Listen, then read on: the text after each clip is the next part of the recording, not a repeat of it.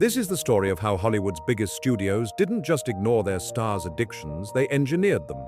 From the 1920s through the 1960s, MGM, Paramount, Warner Brothers, and RKO kept in-house physicians on payroll, whose job included handing out amphetamines to keep actors thin and wired, then dispensing barbiturates to knock them out at night. That cycle destroyed some of the most famous people who ever lived, and we're going to walk through exactly how it worked. Any honest version of this story has to begin with Judy Garland. MGM signed her in 1935 when she was 13 years old, paying her $100 a week. 3 years later, during the filming of The Wizard of Oz, the studio physician Dr. Edward B. Jones started her on Benzedrine to control her weight and keep her energy up, then Seconal at night to force sleep. By 17, she was chemically dependent. Garland described it herself in interviews documented by biographer Gerald Clark and in Randy Schmidt's collection of her own words. Her account went like this, quote, "They'd give us pep pills, then they'd take us to the studio hospital and knock us out cold with sleeping pills. Mickey sprawled out on one bed and me on another.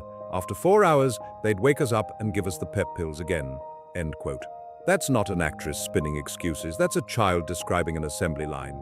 And this is where it gets worse. While MGM pumped her full of pills, her pay for Oz totaled about $9,600. Ray Bolger and Jack Haley each pulled $3,000 a week, and even the dog's trainer collected $125.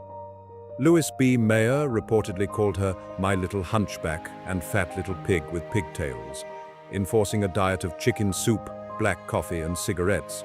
Sid Luft, her third husband, put it plainly in his memoir, quote, "Most of her teen and adult life, she had been on either Benzedrine or a diet, or both," end quote. Mickey Rooney denied all of it in a PBS interview, insisting Judy was never given drugs by MGM and that she chose that path on her own.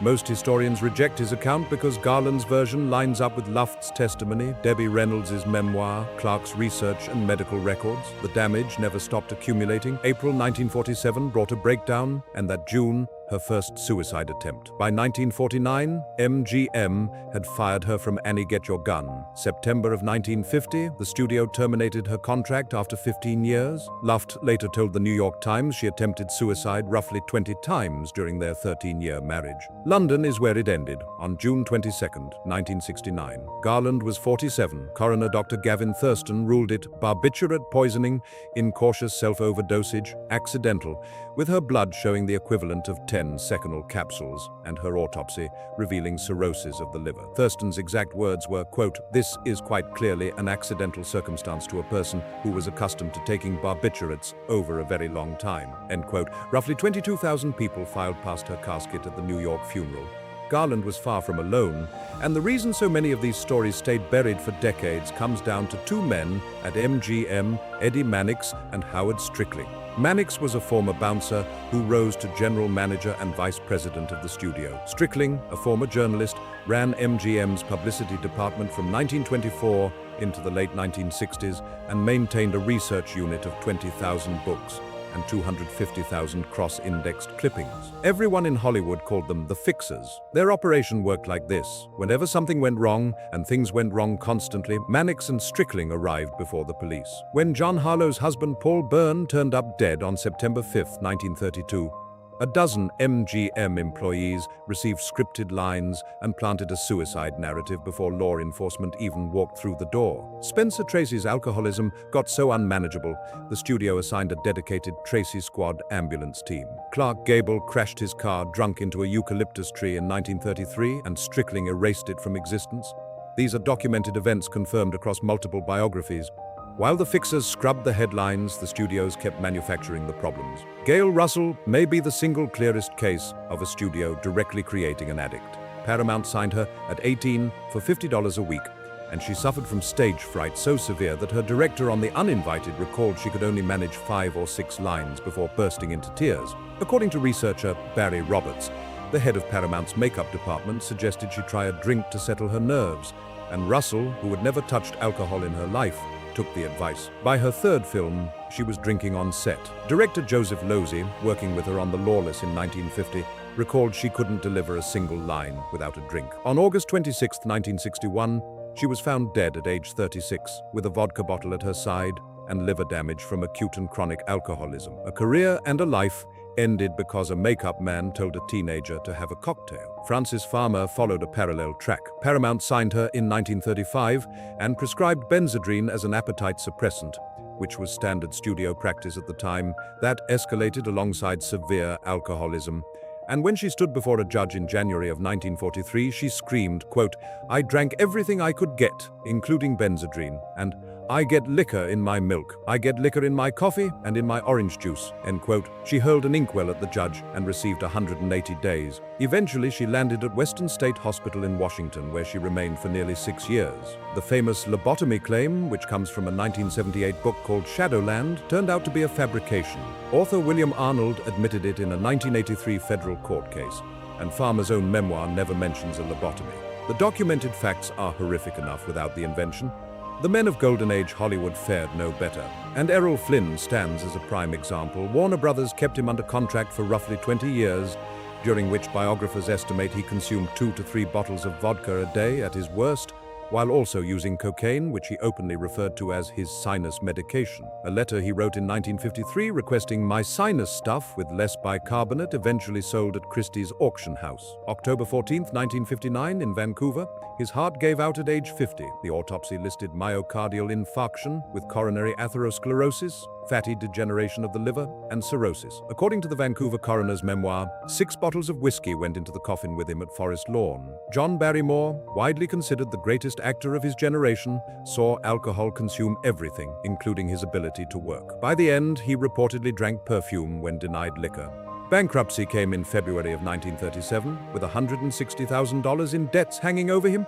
And by 1941, he'd lost the lead in The Man Who Came to Dinner because he couldn't hold lines in his memory. Hollywood Presbyterian Hospital is where he died on May 29, 1942, at 60, carrying diagnoses of bronchial pneumonia, hardening of the arteries, hemorrhaging ulcers, and cirrhosis of the liver.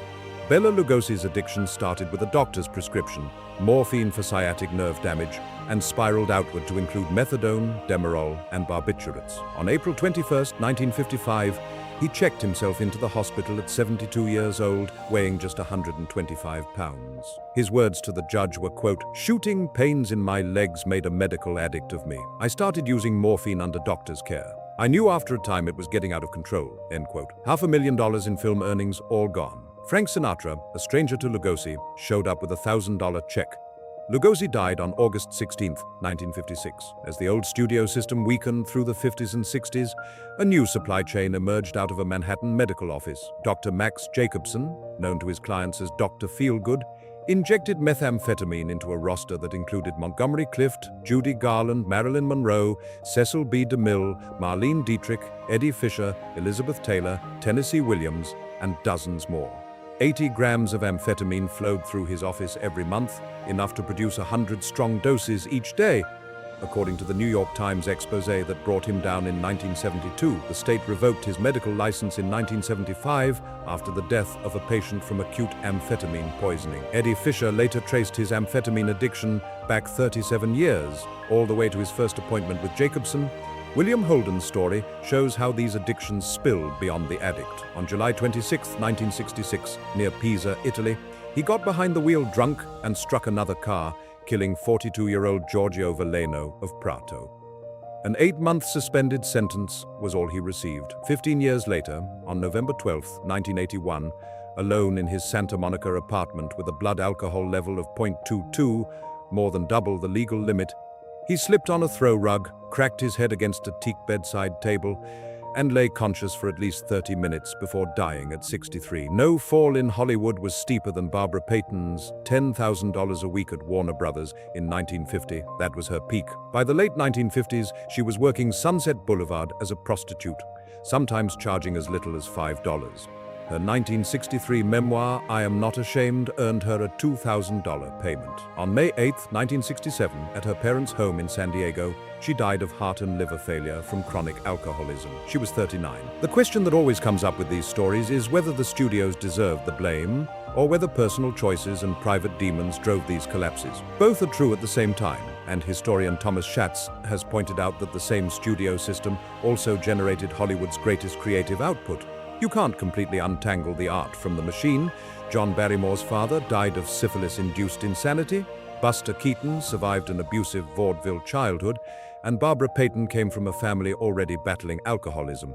But here's the thing, the Garland case, the Russell case, and the Farmer case cross a line that separates enabling from engineering. An MGM physician putting a 13-year-old on amphetamines is a different act entirely from looking the other way when an adult drinks too much. The legal landscape made all of it possible. Benzodrine inhalers sat on drugstore shelves starting in 1933 with no prescription needed. Barbiturates were routine prescriptions, and the modern drug regulatory framework didn't exist until Nixon signed the Controlled Substances Act in 1970. What the studios did was legal, and that changes nothing about the cost. The real story of Golden Age Hollywood's addictions isn't that the industry concealed some underground drug culture. The drug culture was the operating system, prescribed and administered and financially shielded by the same executives who built the stars. Exposed court records, autopsy reports, coroner's rulings, and the actor's own words all point to the same conclusion. These addictions weren't hidden vices, they were company policy. If this is a subject you'd like us to go deeper on, let us know in the comments. Thank you for watching.